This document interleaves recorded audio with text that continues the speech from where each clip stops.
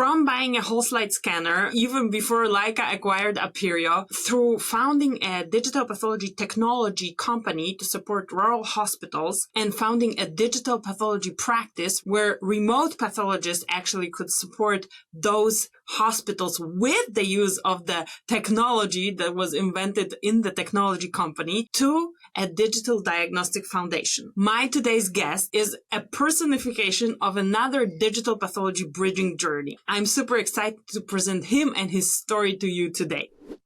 Welcome, digital pathology trailblazers, to another episode of the podcast. Today, my guest is Dr. Matt Leavitt. He is a pathologist. He's also the executive director of the Digital Diagnostics Foundation. This does not have pathology in the name, but it very much is his combination of his digital pathology road. He is the founder and was the CEO of Lumea, that is a thriving company still in the digital pathology space. He founded and was the CEO of PathNet. So welcome to the podcast, Matt. And how are you today? I'm great. It's my honor and pleasure to speak with you, Alex. Thank you for having me. Matt, tell the listeners about yourself and about your journey, about your digital pathology journey. Well, okay. So you're right.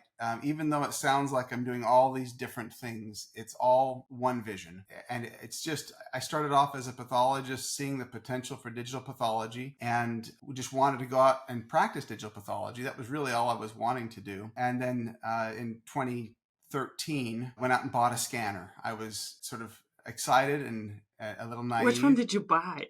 I bought the, it doesn't exist anymore. It was the Leica SCN 400. It was before Aperio.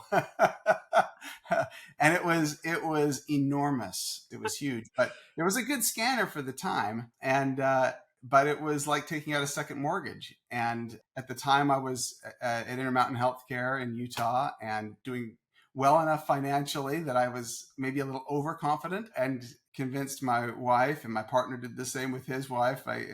We said, hey, we're going to buy a scanner and we're going to open this digital practice. And then we did what I think a lot of people that bought scanners at that time did, which is when the scanner came, we were really excited. We started the validations, and then we realized this is completely impractical because it took longer to scan the slides and look at them on the computer than it did just to look at them in the scope. And we would end up mailing slides that we thought we were going to scan just because it was easier. And so we started asking ourselves, why is digital pathology not practical? And very quickly came. I guess there are still people asking themselves that questions because maybe the scanning time and the viewing and all this stuff is already ironed out, but there are a lot of workflow hiccups that still need smoothing, I would say. Yeah. And I think everybody broadly in the community, I should say, there is this question of return on investment. I mean, as the profit margins, the margins get thinner and thinner for pathology because reimbursements are coming down. At the same time that this extensive investment is required to go digital, people are asking themselves, what is a return on investment? And that's exactly where we were. We're like, wow, we just took out a second mortgage on this instrument. How do we make it useful? And so it's maybe a little different when it's your own money that you put out there versus your institution that has to ask that question.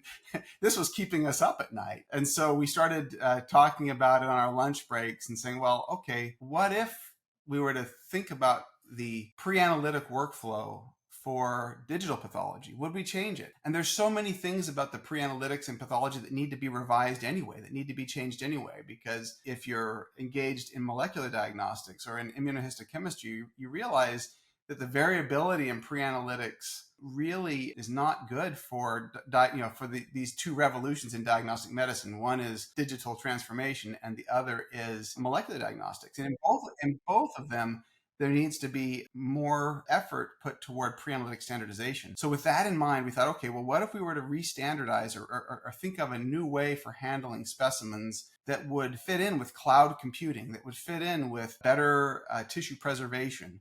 We're talking about cloud computing in 2013? Yeah. Hey, 2013, the cloud was big. It wasn't AI back then. It was the cloud.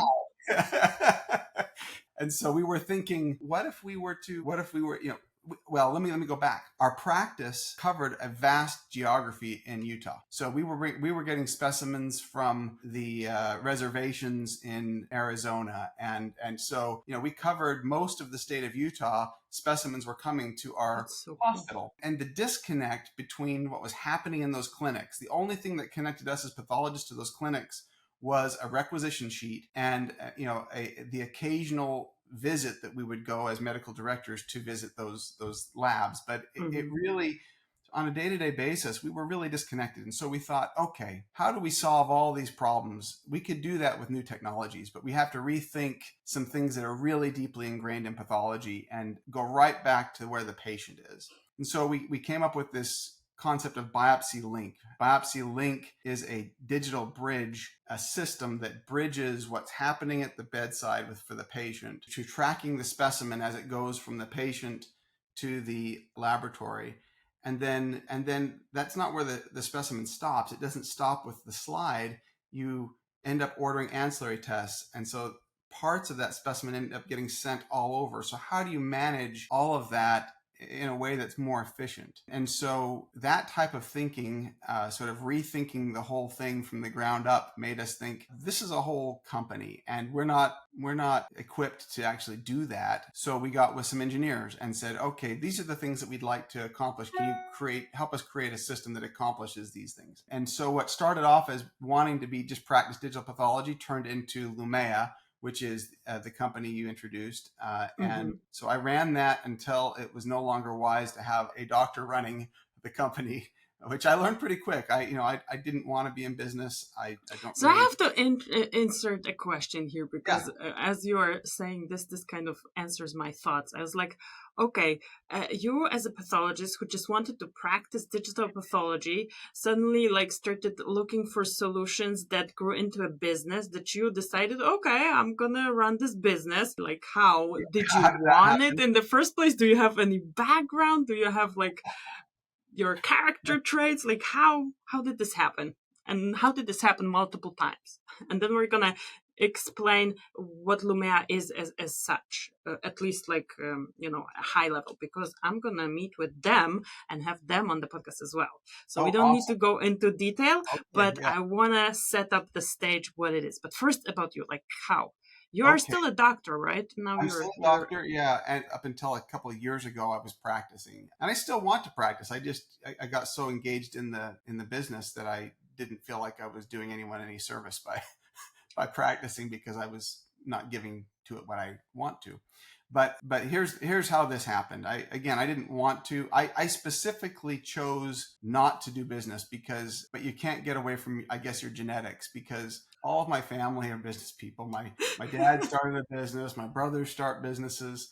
I'm the youngest of 6 sons. Everybody's sort of in business. And I was like, I don't want anything to do with that. I want to just purely practice medicine. I don't want to do that. Then I got so excited about the innovations and then realized this doesn't go very far without money. It's not sustainable. Without making it into a business, right? Yeah, without making it into a business. And so I found myself trying to drive change in medicine through this vehicle of creating a sustainable business model. And I understood the market and what would appeal to and what the needs are in the lab medicine market, at least the anatomic pathology ecosystem, but really didn't understand what it means to run an efficient business. But I knew enough to get it started, and I had I didn't lack in confidence. If I would have known what I was getting myself into, I would have thought twice. It's kind of like It's kind of like having kids. If you knew all the things that you knew, there are days that you're like, wow, would I have made the same decision? You love them, but there are days when it's really hard. And yesterday for me. Yeah. I had my both kids at home, and I was trying to semi take care of them and work, and none of these two things worked. Yeah. In the end, you would never go back on that decision. But the reality is, when you start down the path like that, like when you first have kids, you have no idea what you're in for. And that was true for starting a business. I jumped in with confidence, excited, and I still am excited about what Lumea is doing, but I had no idea what it really meant to run a business. And very quickly I could see there are people that can do this a lot better than me. See, this is a cool thing because there are a lot of good business people that can later run businesses that are already set up to support pathology. But if you start the other way around, you don't have so many pathologists that could do the heavy lifting to like straighten it and bring it to a place where it actually delivers value in the places where it's supposed to deliver value. So you like started the right way, and then you started and then you left and found better team. Yeah. It is the reverse of what usually happens, and there are good things and bad things about that. But I very quickly realized I was in over my head on running a business, and it's not really, again, it's not where my interest was. I wanted to be in the lab. In the early days of Lumea, we didn't go out and get massive funding. I took some big personal financial risks, and my family took some financial risks to support the start of this. But the company was actually sustaining itself by having a CLIA certified lab in-house. So that was important, not only more important than the financial revenue that generated, it was the fact that we were learning how to practice digitally.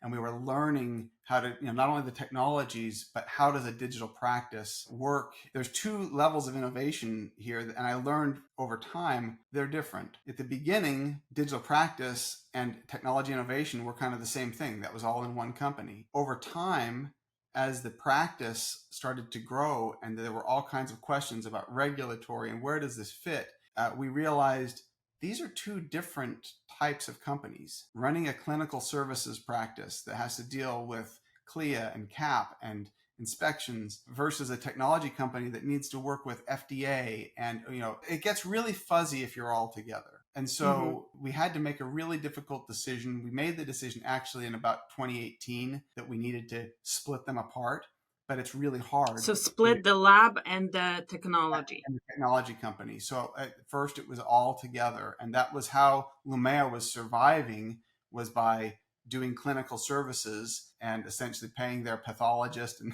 other pathologists less than what they were earning, but supporting this innovation addiction that we had. So, but at the point that it really started to take off, as the technology ripened and as we started to gain traction in the market, we realized, hey, these are two separate businesses and they need to be separate because the other problem with Lumea was who wants to buy a technology from a company who's competing in the marketplace, and so we just realized that needs to happen. But it was hard because it meant that Lumea... Oh, so you mean which lab would like a technology from a different lab that's doing the same services? From a lab who's competing with them for services. Understand. So the healthcare can be very territorial. I don't know if you feel it as much in the veterinary world, but in the healthcare systems, if you're in a city like Boston or New York, where you've got these competing health systems, it's brutally competitive. And so, it's not likely that one health system is going to buy technology from another health system when they're competing head to head in that marketplace. So, for instance, I'm not going to mention any names here because I don't want to get your podcast in trouble, so I'll stay away from that. But okay. Although if you don't get me in trouble, please do mention any names you can mention because okay, it's interesting. So, and if anything, then you're in trouble, right? Yeah, that's right. I'll steer clear of anything that stirs politics for either of us. But no politics, but to mention names if you can of companies, of situations. Yeah, because I do want to paint a picture of the landscape, and these are all players in the landscape. So if stuff is out there and you can mention, then go ahead. Yeah, well, I'm gonna mention two that would be obvious to anyone, just to illustrate. So if Quest Diagnostics, who competes fiercely with LabCorp, if Quest has a new technology, it's unlikely that LabCorp is going to buy that technology. LabCorp is going to say, well, we're going to develop our own to compete with Quest. They're not going to support one another. And anatomic pathology on a smaller scale, if Lumea was a lab and it has this technology, it's unlikely that LabCorp is going to buy it if they're competing with one another. So we decided, okay, we need to split these apart so that PathNet can innovate in the digital practice of pathology. Lumea will innovate in the digital technology that So the supports that. new company was PathNet, and PathNet. this was the digital practice, whereas Lumea, the technology got separated to be able to serve other practices as well. Exactly. So now Lumea Okay. can sell its technology to PathNet's competitors. So let's take a step back, because I want to hear the definition from you of a digital pathology practice. What is a digital practice? And I guess PathNet is going to be the example. Yeah. And then I want to know, what technology did Lumea support the practice with? Great question. So one of the things that we learned very quickly, and I guess one of the things that led to this, is that when you add digitalization to a histology workflow, you increase the cost substantially. So by increasing the cost, that means that you have to have a very high volume going through that. You need high throughput in order to make that a viable return on investment. Right now in the United States, histology is happening in every small hospital, in lots of physician clinics. Histology used to be reimbursed very well, and so a lot of clinics and hospitals got into the business of histology before the reimbursements got cut.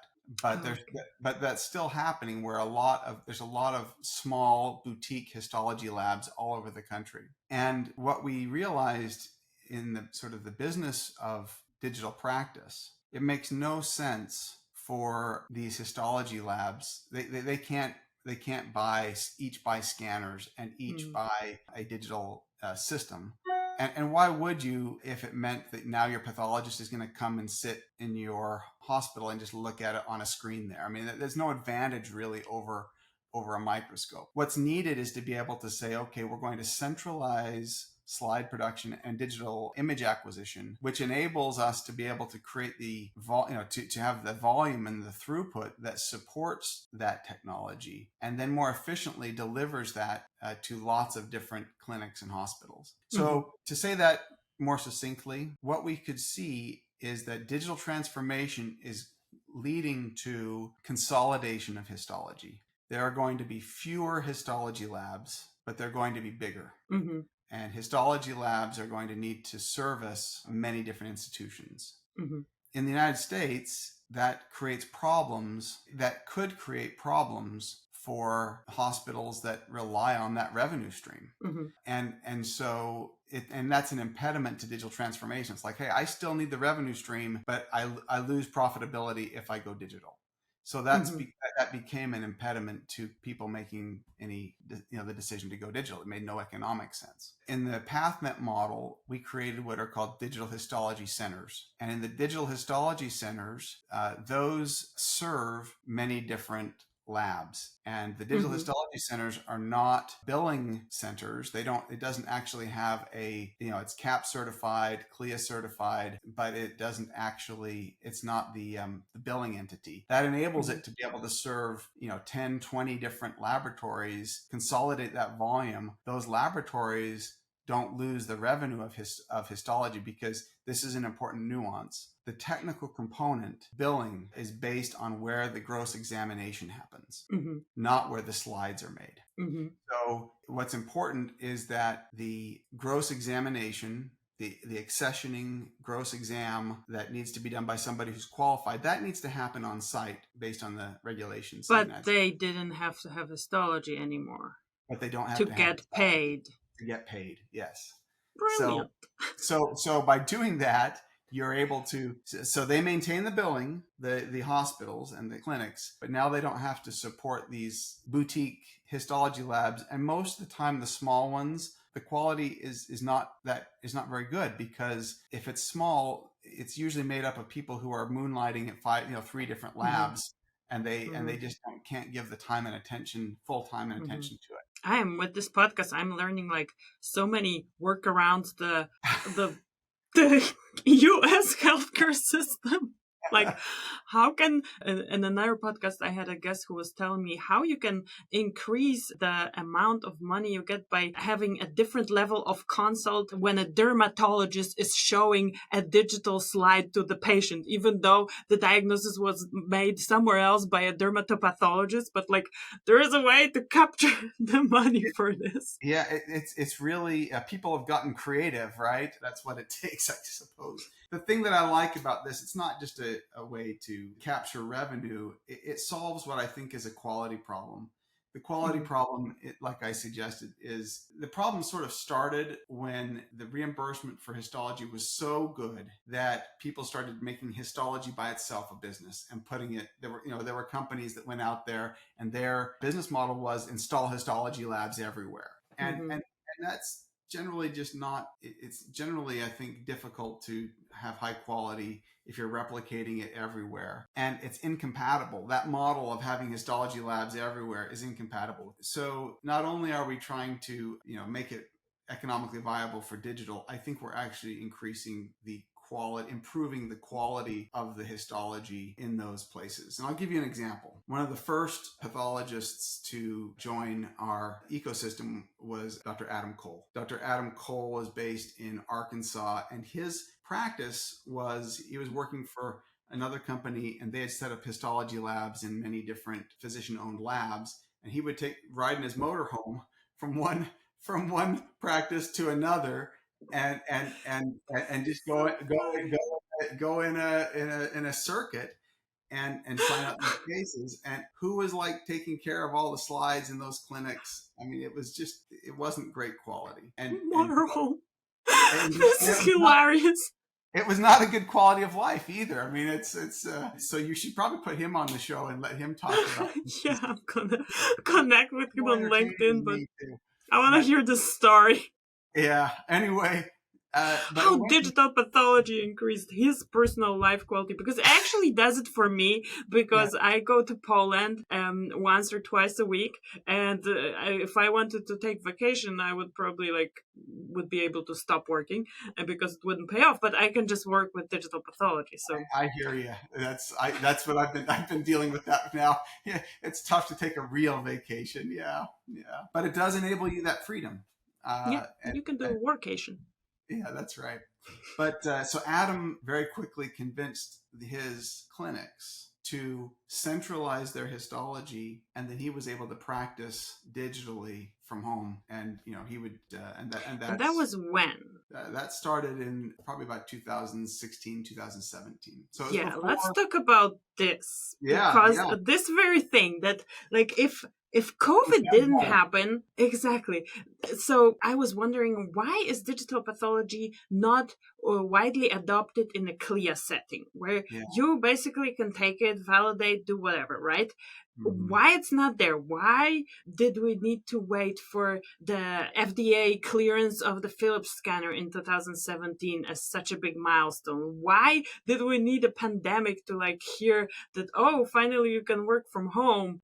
Logically, you could have done that before already if you wanted to, in a compliant manner, which is what you guys did. But tell me a little bit about this dynamic and this transition, maybe cultural or societal transition. It was a little bold, and admittedly, it's probably not something that if you were a large lab, I don't know that they would have done this. But we took the approach. This is a lab developed test. It's a new technology that doesn't necessarily fit nicely with the regulations. And yet the improvement in quality from the motorhome pathologist who was compliant, but the quality this is the best. He was compliant. It was compliant, but it was a mess. And versus what we were doing, which tracked the specimen. I mean, just the level of care was so obviously better. But we also recognized that it didn't fit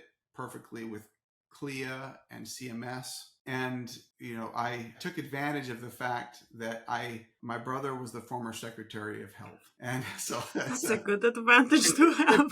A good connection. And I I asked, can you make an introduction to the head of CLIA? And he just sent an email. I mean, there was no, obviously, he wasn't the secretary anymore. There was no, it was just, I needed to be able to say, hey, we're doing something here that we recognize it doesn't necessarily fit, but let us show you why this is superior to what's happening out there. And they were all ears, and they were like, we recognize that they mean CLIA, the director of CLIA and her deputies recognized that the regulations don't necessarily fit well with a cloud-based system, and that the world was going in that direction. And they essentially said, help us figure this out. And please send us a white paper that we can distribute to the different inspectors, the different, in the regions, and to the different MACs. MACs are the contracted payers for CMS, so that they're aware of this. And that's what we did. And so that probably gave us a little more confidence to venture out in something that wasn't quite there.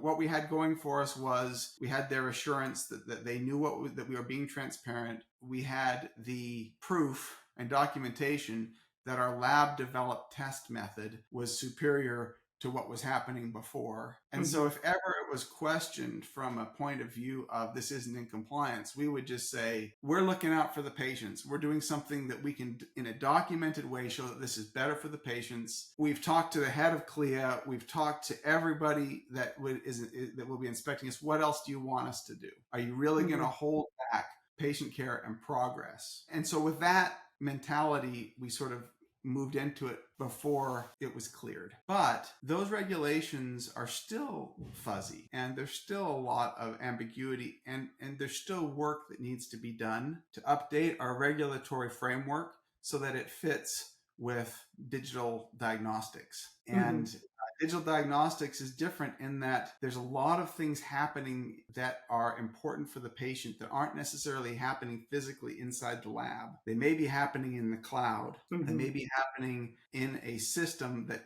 doesn't belong to and isn't in full control of in the lab. So there's lots of things that that we all are trying to grapple with in this new sort of digital diagnostics environment. Yes.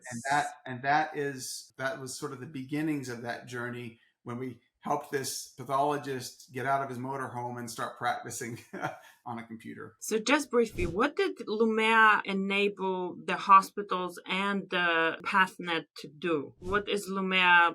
What technology is it? It's not scanning. No, it's not. It's not scanning. And when you talk to Lumea, let's see, I'll pull out some of these things. When you talk to Lumea, I mean, I could share with you some videos or whatever, but it's probably better to have Lumea do that. I'll just I'm gonna have them. They already scheduled the call, so all good. I just want you to tell me, from a practicing pathologist, what was the system that you were using? What was it doing? So first of all, it enabled rural hospitals or hospitals that don't have a histology lab to connect with clinics and their clinicians in their surroundings. And the way that we did that is we actually went to the clinics where biopsies were happening. We started in urology, but it has application everywhere. And we went to the urologist with something new. So I don't know if you've seen this. This replaces 6 formalin jars. So in prostate I saw this in their presentation. It places the biopsies, like several biopsies in a row with like some gels in between. Yeah. So there's this, and then this is the board, biopsy board. And so instead of soaking in formalin and fishing out of formalin bottles, it's placed on a special sponge that is soaked in formalin, and it permeates the tissue very quickly, so that it fixes the tissue quickly in this. And so 6 biopsies are sent in this rather than having to label 6 jars. It's gimmicky. I mean, the idea was we need to be able to capture market share, and you start in the clinic. And so if you go to the clinic and say, hey, send it to us because we've got this cool little device. Yeah, but then you can cut them all at the same time. And exactly. Well, they are all aligned. I saw it. So I'm so impressed. Yeah. Well, that's an interesting part of the journey. So this biopsy board was a way to to essentially give the urologist in this case a reason to send to a Lumea based lab rather than to any other lab. It's a value proposition. Hey, it's easier. You don't have to label less, and it turns out it preserves the tissue better. Because it fixes flat rather than squirrely biopsies exactly. that you then have to like stretch. So I'd like to say that we were really smart and that we designed it with all of that in mind. The reality is it was the reverse. We found that biopsy chip that you referred to, and that's the gel, or it's an artificial tissue matrix. It was developed by a brilliant scientist pathologist in Romania. Oh, really? Go Yes. Eastern Europe. Go Eastern Europe. So Lumea is actually a Romanian word. Oh, really? What does it mean? Part of Lumea is still in Romania. So you go to Poland, I go to Romania. Oh, really? Let me know when you're in Romania, then we can just like meet. You should come and see the team in Romania. I had no idea. That's so cool. Yeah. So we actually what we realized early on was that in order to make digital pathology valuable, we needed to come up with a better standardization in the way things were presented to the image viewer. And so it just so happens that at the same time we were thinking about that, it was about 2015, we came across a YouTube video from Romania, this Sorin Mushat, that was showing this biopsy chip. And I just thought, wow. See, here's to the power of social media for digital pathology. Yes. Whoever is on YouTube, click thumbs up and, leave a comment. It was there is a special, it's one of the oldest interest groups on the internet. It's the histology interest group, HistoNet. It goes way back. And so he posted something on HistoNet, a link to a YouTube video. The YouTube video had about 30 views. It was like, it was not. See, oh my goodness, this is so cool. But when I saw it, one of our histotechs who's part of that interest group said, "Hey, Dr. Leavitt, you should see this really cool thing." And I saw it and I thought, wow, that would, if you combine that with digital, you can standardize. And this is gonna. So I lived in Romania right after the big changes in 91. And so I speak Romanian. And so when I saw that he had a Romanian, about that. So 30 views on this video, and I thought, but he's a Romanian, so I'm going to call him. And so I called him, and because I was excited, I didn't have a lot of chances to speak Romanian anymore. So I called him. So were you in the army? Why were you in Romania? No, I was a missionary for my church right out of high school. Oh, okay. In the guys with the badges, that I was one of those guys as a 19-year-old in Romania. Oh my goodness, this is hilarious. It was a crazy. Yeah. You never know where this podcast is going to go. So, but it gave me the courage to call this guy in Romania, and we hit it off. And I jumped on a plane. I went back to Romania, and we started a collaboration. And then eventually, we merged his company with our company, and now we're all Lumea. And we adopted the Romanian name, Lumea, which means sort of people of the world, which is I think a cool name. Anyway, but that's how the chip got started, and so it was the chip first. But the problem was you had 6 specimens in the slide, but we needed, and I guess what we'd hoped to try to do is get the clinicians, the urologists, to put it straight into the chip so that we never have to touch it. But after 2 years of trying, didn't happen. Yeah, they didn't. So this was just the training wheels essentially for the chip, but it turned out that the urologists loved it, and it led to a whole new sort of system for lots of biopsies. This is for GI and small biopsies where they place it directly onto these special sponges, and it fixes quickly, but we're able to image and document the specimen right in the cassette, and so a human never has to touch it again. So you basically match the picture with the slide, and then which one is which. That is like so cool.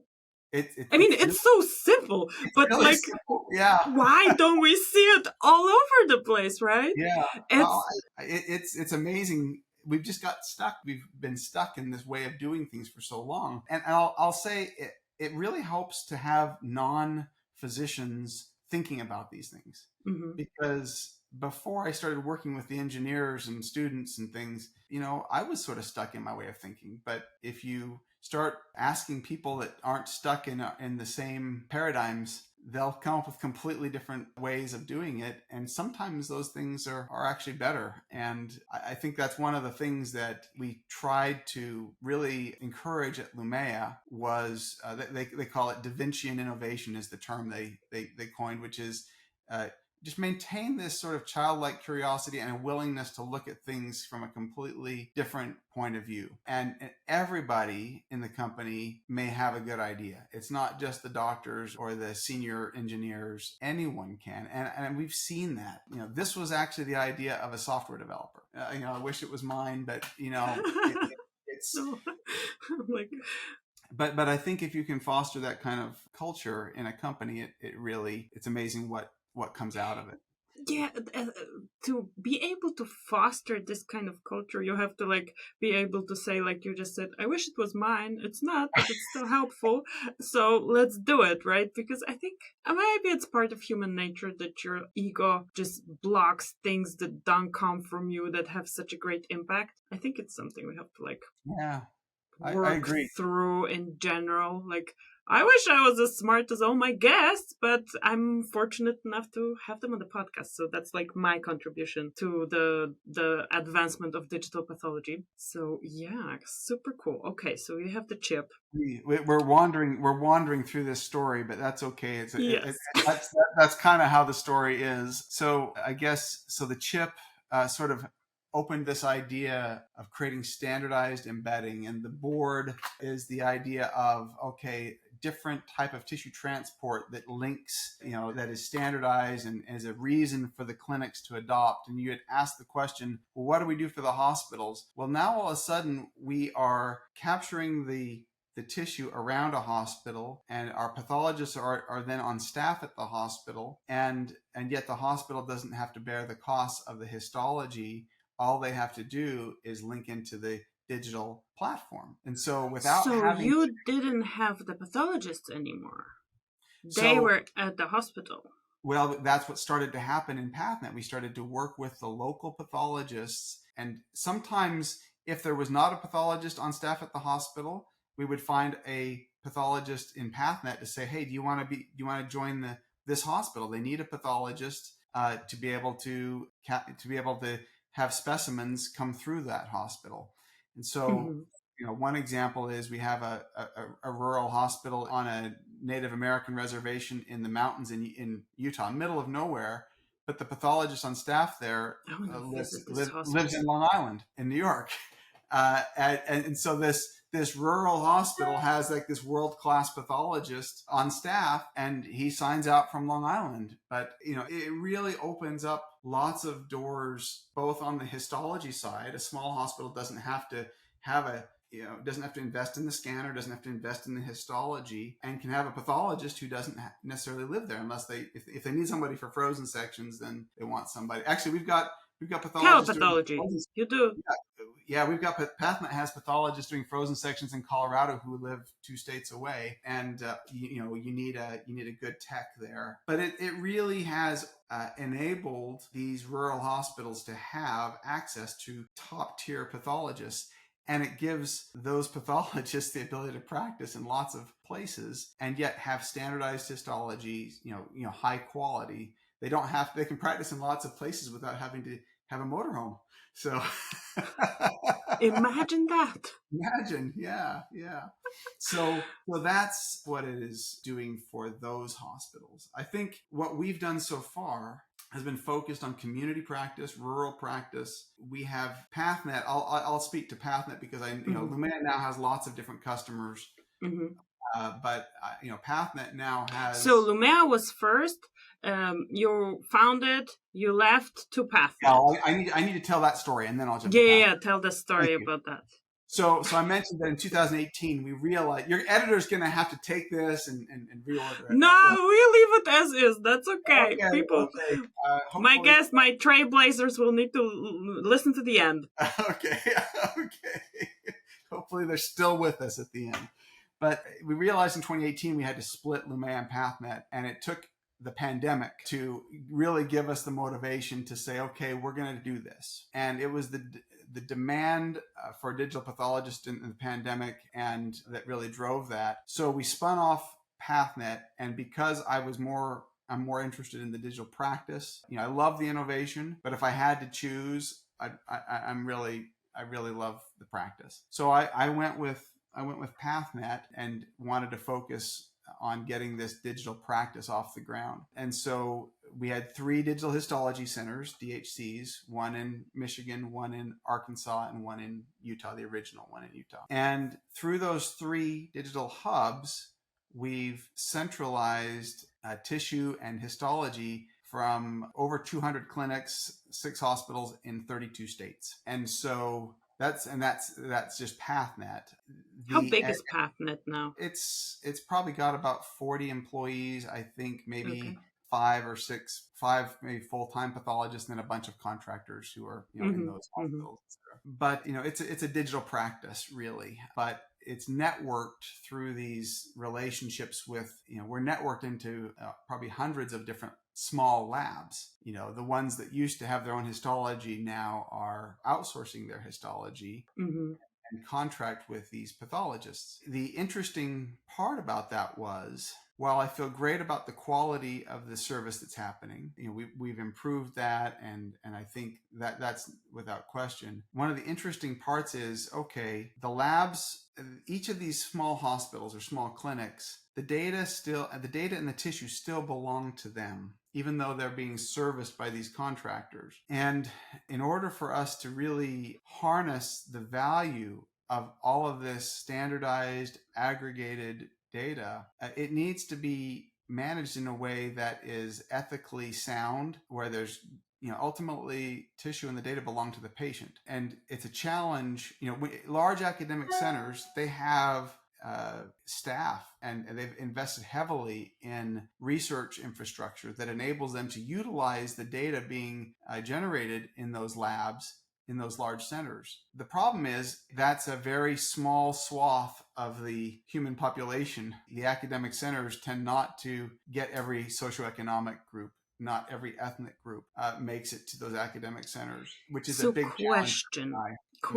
You're saying that the academic centers already took care of the legal aspects and of the, let's call it logistical legal aspects of using the data from patients for research, that this is like being taken care of at what, and you know what I'm getting at, because I need to mention this, because there was a wave, a little bit of a let's call it, I don't know, ruffled public opinion, the moment the first AI diagnostic support tool was released by Page AI.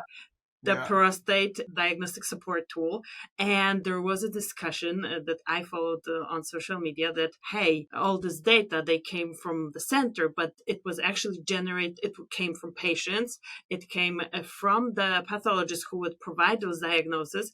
And like, what's the framework of just taking it and making a medical device out of this? And that's my question, like, what's the framework, who has it, who doesn't have it? And that's going to take us to your current appointment. Great question, and I'm glad that you brought that up. And so I would say, have the academic centers figured this out? No, they haven't.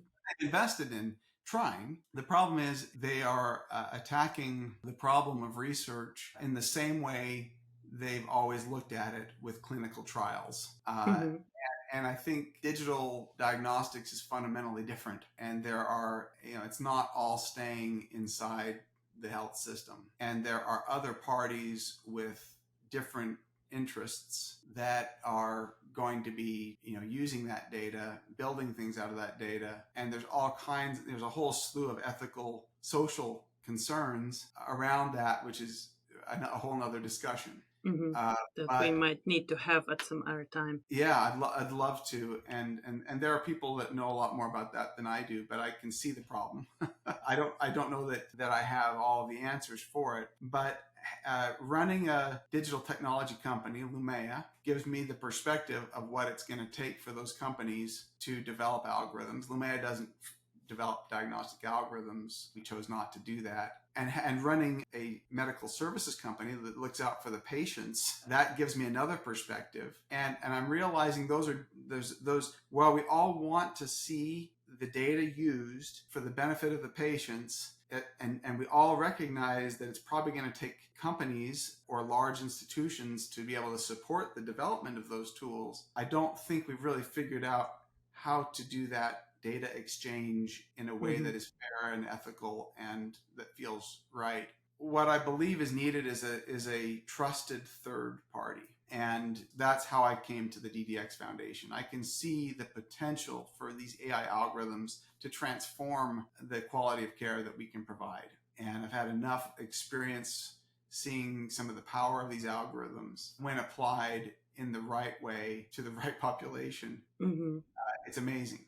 And so I fully believe that AI will transform the way we care for patients. How we get from here to there, we still have a lot to figure out. One of the problems is handling the exchange of data well. And I think it's impossible for the company that's going to benefit from that to do it by themselves. I think it's impossible for the aggregators of that data, the healthcare service providers, to do it by themselves. So my belief is there needs to be a trusted third party that sort of manages this. And that's what I'm trying to do with the DDX Foundation. So while I'm kind of doing what I did 10 years ago when I bought the scanner. Taking a second work. I'm taking a big risk here.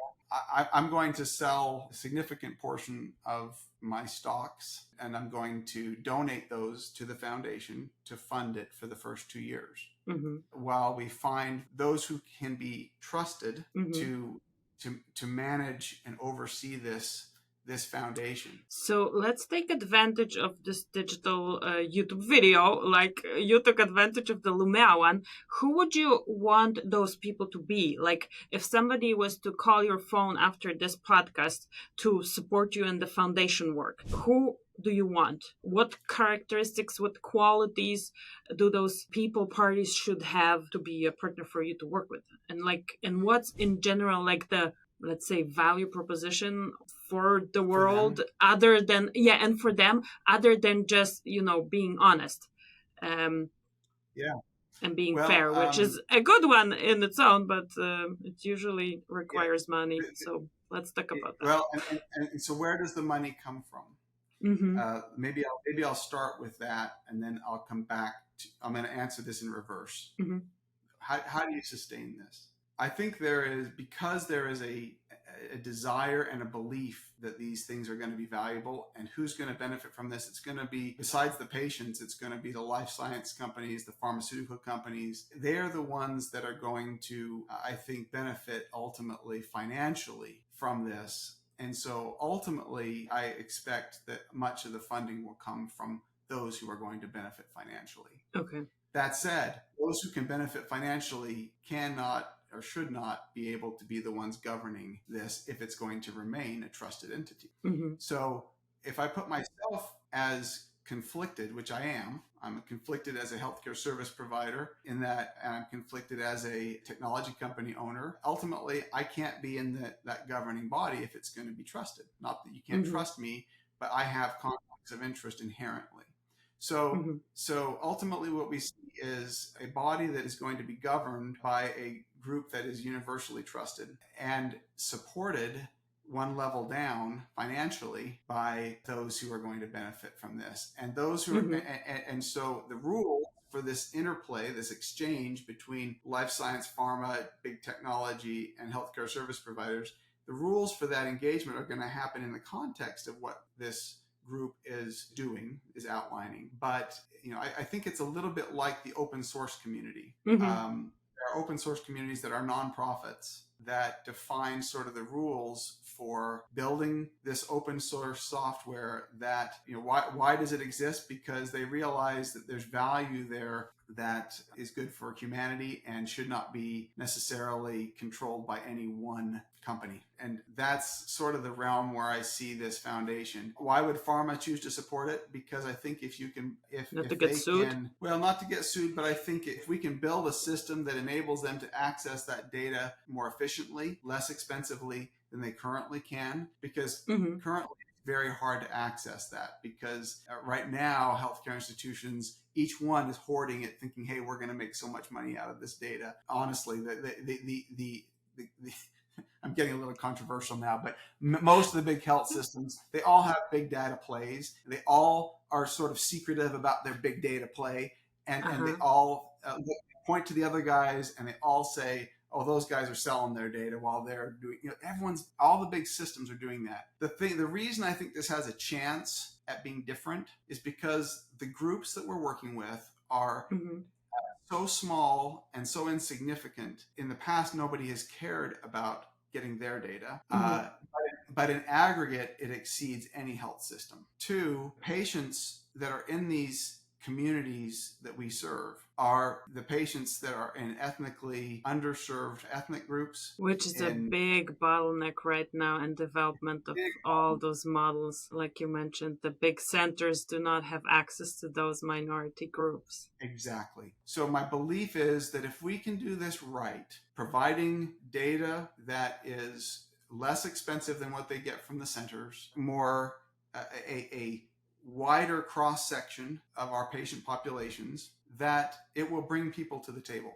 And so we're going to start off just sort of trying to lead by example, doing some pilot projects and aligning the pharmaceutical companies and the life science companies who want access to this data. The clinics will benefit for the work that they're doing. They're not buying data. They're going to do work to be able to provide the outcomes for this. But it will ultimately be less expensive, more efficient, more standardized than anything that I'm seeing today in most data aggregation efforts. And the hope is that as we prove this concept, I'll step away from being, sort of leading it. And so you just have like 2 years, right? That's your time.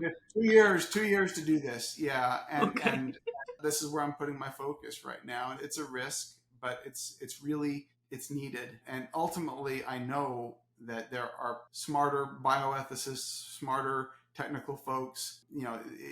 There's going to be people in that governing board that are going to be far more sophisticated than I am in thinking about the way this should be managed. And my goal is to find those people and then create a board that is trusted, and then come down and try to work in the in this exchange process so that we can actually start bridging this gap between where healthcare and technology need to converge. So that's a lot of heady talk, but I hopefully it makes sense. It does. And let me tell you, so it's not the first time, not exactly in the same way, but it's not the first time I hear this concept. There is a public-private consortium going on in Europe right now called the Big Picture. And they're... Right, you know about that one. And they have one of their packages, one of the work packages that they have is called Honest Broker, because their goal is also to aggregate a lot of image data to give access to this data for entities to develop algorithm on. But they need an honest broker for people to provide and for people to extract the data from.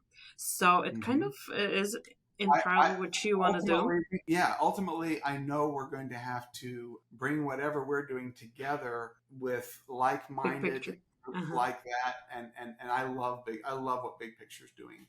And I am a fan of Big Picture. I'm going to have them on the podcast again in September because they're meeting for discussing in Dublin in September. So I'm going to be there. So fantastic. This is amazing. It's also a cool story. I know. Fantastic. Thank you so much for joining me. And okay, so I'm going to be on the lookout for the outcomes in the next 2 years, judging by your other endeavors. 2 years is the timeline to build up and exit, right? I'm curious what's going to be your next thing. I just want to go back and practice pathology. Yeah, I do. Oh my goodness. Somebody will take me again. Maybe. So another question, just one last question before we finish. What kind of data do you guys want to aggregate in the foundation? Are we talking We're going to start images with. as well? Oh yeah, Everything? oh Or yeah, yeah. So we have over. So if you just look at what we have access to today through PathNet and other Lumea clients, we have over 1 million prostate biopsy images. mm-hmm. Probably, I mean, it's probably one of the largest, and they're all standardized. They're all done in 3 labs, similar protocols, same scanners. So it will be a very, I think, it's already, the challenge is not actually, we've overcome the challenge of aggregating a massive amount of Mm-hmm. image and metadata. The foundation will focus on consent and putting those Okay. kinds of things in process that will be sort of an independent, it will act sort of like an IRB and some of the things that large institutions have in place, which are out of reach for community practices and Mm-hmm. small. Mm-hmm. So essentially our goal is to aggregate it'll mostly in the first year or two, it's going to be focused on prostate cancer Okay. that's where we have the data. But if this is successful, then we'll venture into other things. Okay. Thank you so much for joining me, Matt, and I wish you a fantastic day. Thank you. Great to be with you. Thank you so much for tuning in. If you stayed till the end, it means you are a true digital pathology trailblazer, and I have something special for you. Recently, we have launched the Digital Pathology Club membership. It's a library of all our courses covering image analysis, AI in pathology, digital pathology, lead generation, and we are creating new courses every month. After each course, you get a certificate of completion, and you can easily keep track of your continuous education. And I would like to give you a free trial of the membership so that you can see what's inside yourself and be in the know about the digital pathology principles and the new advancements. So go ahead, click the link in the show notes and join me for a free trial of the Digital Pathology Club. And I talk to you in the next episode.